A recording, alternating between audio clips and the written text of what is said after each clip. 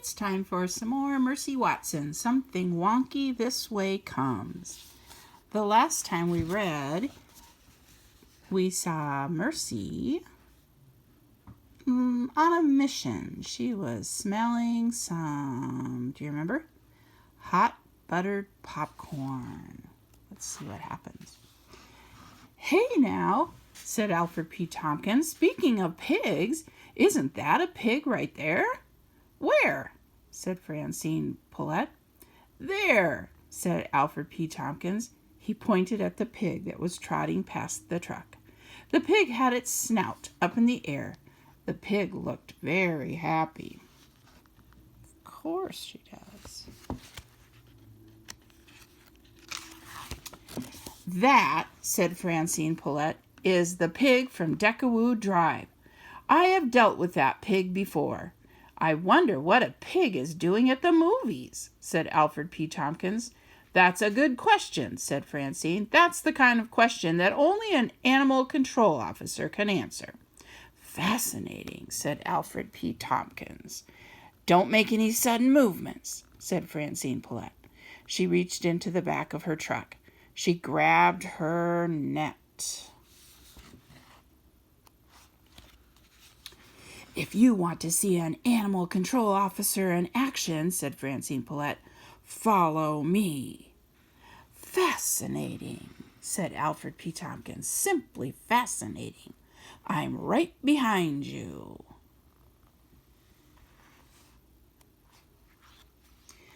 Mercy stopped. She sniffed. The smell of butter was very strong. The smell of butter was very near. The smell of butter was coming from the back seat of a station wagon. Mercy stuck her head in the window. She sniffed again. The smell of butter was coming from an extremely large bucket in the hand of a very small child. Mercy helped herself. The small child screamed, Papa! Papa, a monster is eating my popcorn! Mercy chewed. The popcorn was drenched in butter. It was delicious. A man stuck his face in Mercy's snout. What do you think you're doing? The man said. What did Mercy think she was doing? She thought she was enjoying a buttery snack. Get out of here, shouted the man. He gave Mercy a very forceful shove. Popcorn went flying everywhere. Mercy thought that perhaps it was time to move on. So there she goes. In the front row of the Bijou Drive-In, Officer Tomilello sat up straight in his seat. Officer Tomilello said, Did you hear that? Mrs. Officer Tomilello said nothing.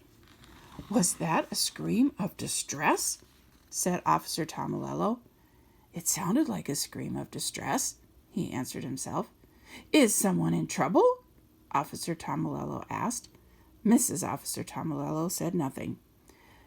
It is very possible that someone is in trouble, Officer Tomilello answered himself. Is it time for an officer of the law to step in? Officer Tomilello asked. Most definitely, he answered. Officer Tomilello put his badge around his neck. He got his bullhorn from the back seat. He kissed Mrs. Officer Tomilello goodbye. He said, Am I off to make the world a safer place? I am, he answered himself. I am most definitely off to make the world a safer place. Mrs. Officer Tomilello waved goodbye. Mercy discovered that there was hot buttered popcorn everywhere. Every car had big buckets of popcorn. Every car had open windows. The popcorn was buttery. The popcorn was crunchy. The popcorn was delicious. Mercy helped herself. She helped herself again and again.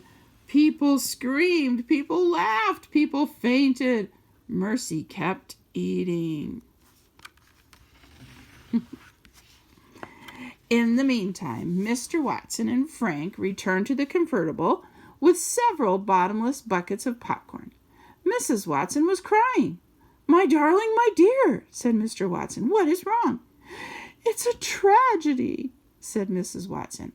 "I wouldn't exactly call it a tragedy," said Eugenia Lincoln. "Mercy is missing," said Stella. "Don't worry," said Mr. Watson. "We'll find her." "I'll wait here if you don't mind," said Eugenia Lincoln. She helped herself to some hot buttered popcorn. Leroy Ninker heard people screaming about monsters. Leroy Ninker heard people shouting about pigs. Leroy Ninker saw a woman with a net run past the concession stand. "What are you trying to catch?" said Leroy Ninker. "A pig," said the woman with the net. "A pig?" said Leroy Ninker. "That's right," said the woman. "You're not going to catch livestock with a net," said Leroy Ninker. "What you need is a lasso. Yippee-i-o!" Mr. Watson and Mrs. Watson and Stella and Frank and Baby shouted, "Mercy! Mercy! Mercy!" "Should you remain calm?" Officer Tomolello asked. "You most definitely should remain calm." Oh my, it was quite an event. At the ticket counter, Beatrice Leone took her glasses off and put them back on. "Wonky," said Beatrice Leone. "Wonky in the extreme. Maybe it's some kind of emergency. Maybe I should call for help." Beatrice Leone adjusted her glasses. She picked up the phone. Beatrice Leone dialed the fire department. Mercy was having a wonderful time. She had consumed a large amount of buttered popcorn, and now people were chasing after her. Mercy loved a chase. She ran faster. She kicked up her heels. Oh, did you see Francine back there with the net? "Gotcha!" shouted Francine Poulette. Francine Poulette netted Officer Tomolello. "Yippee-i-o!" shouted Leroy Ninker. He lassoed Francine Poulette. "Fascinating," said Alfred P. Tompkins. "Simply fascinating." I need to look at the pictures better.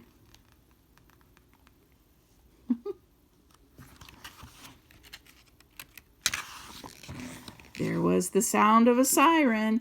There was the flash of lights. A fire truck pulled into the bijou. "Things seem to be out of control," said the fireman named Ned. "It's the movies," said the fireman named Lorenzo.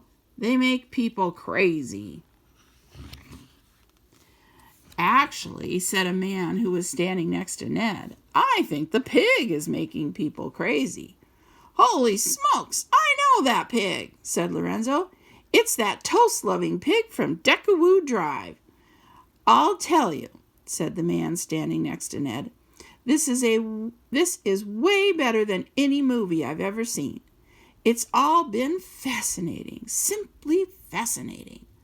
"I guess it's time for us to come to the rescue," said Ned.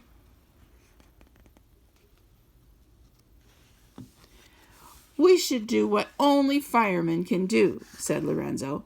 Ned and Lorenzo took off running. Ned and Lorenzo ran very fast. Ned and Lorenzo caught up with Mercy. "Hey," said Ned, "how's about some toast?" "Yes," said Lorenzo. "How's about some toast with a great deal of butter?" Mercy stopped running. Mercy sat down.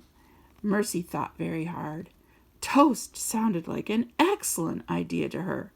Toast always sounded like an excellent idea to her.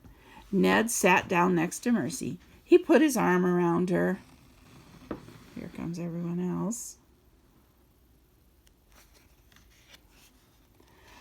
"Oh," said Mrs. Watson, "you found her! How will we ever be able to thank you for helping us locate our darling, our dear?" "Well," said Ned, "I'm a little hungry." "Toast would be good," said Lorenzo. "Toast," said Mrs. Watson. "I would love to make some toast. Who else would like some toast?" Do you think Mercy would? Oh, look it. Everybody's having toast. That's a great drawing, isn't it? "We never did get to see that movie," said Stella. "I wonder if it ended happily," said Frank. "Well," said Mrs. Watson, "here we are, all of us together, and we're all eating toast," said Mr. Watson. Look at Mercy's snout. "I can't imagine a happier ending than that," said Mrs. Watson. "It's the happiest possible ending," said Baby Lincoln. "It's almost like a love story." "It is a love story," said Mr. Watson. "And it's very inspirational," said Mrs. Watson. The end. I hope you enjoyed Mercy Watson, Something Wonky This Way Comes.